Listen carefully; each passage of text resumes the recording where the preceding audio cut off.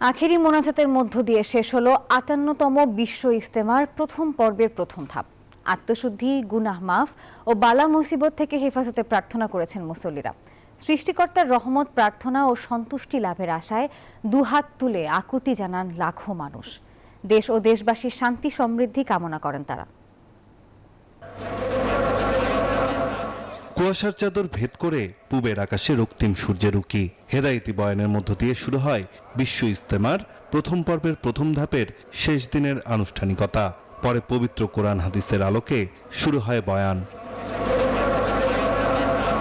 ভোর থেকেই মানুষের উপচে পড়া ভিড়। ৯:৩০টায় টঙ্গীর তুরাগ নদের পাড়ে ইজতেমার ময়দানে বাংলাদেশের শীর্ষ মুরব্বী, ঢাকার কাকরাইল জামে মসজিদের ইমাম ও খতিব হাফেজ মাওলানা মোহাম্মদ জোবায়ের আখেরি মোনাজাত শুরু করেন, যা চলে দীর্ঘ ৩০ মিনিট। মোনাজাতে আত্মশুদ্ধি, গুনাহ মাফ, সব বালা মুসিবত থেকে হেফাজত চেয়ে আল্লাহর কাছে প্রার্থনা করেন ধর্মপ্রাণ মুসল্লিরা। ইসলামের পথে প্রতিটি মানুষ যাতে চলতে পারে সে হেদায়েত চান আল্লাহর দরবারে।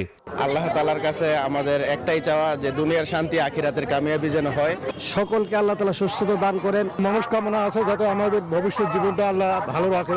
আল্লাহ যেন সবার গুনাহগাতা মাফ করে দেয় এবং দেশকে সুস্থ রাখে। বহির্বিশ্বের ষড়যন্ত্র থেকে যাতে আল্লাহ তাআলা আমাদের বাংলাদেশকে, মাতৃভূমিকে হেফাজত করেন। মূল ময়দানে জায়গা না পাওয়ায় কিছুটা ভোগান্তিতে পড়েন অনেকে। তবে দেশি বিদেশি মুরব্বীদের বয়ানে সে কষ্ট ভুলেছেন। এখন ইসলামের আলো ছড়িয়ে দিতে চান দেশের প্রতিটি কোণায়। দেশি বিদেশি মেহমানদের কাছ থেকে মূল্যবান বয়ান শুনে আমাদের দুনিয়া এবং আখিরাতে যাতে সঠিকভাবে চলতে পারি। আল্লাহ তাআলা যেন আমাদেরকে মিলেমিশে সবাইকে থাকার তৌফিক দান করেন। সারা দেশ ৮৬টি মানুষজন আসছিল, ইসলামের দাওয়াত দিছিল।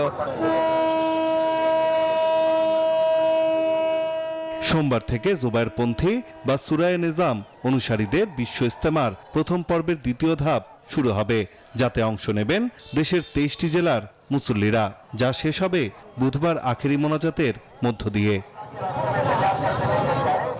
সংঘাত ভুলে প্রতিটি মানুষ কাঁধে কাঁধ মিলিয়ে দেশের জন্য কাজ করবে, সারা বিশ্বে ছড়িয়ে দেবে ইসলামের আলো, এমনটাই প্রত্যাশা ধর্মপ্রাণ প্রতিটি মুসল্লির।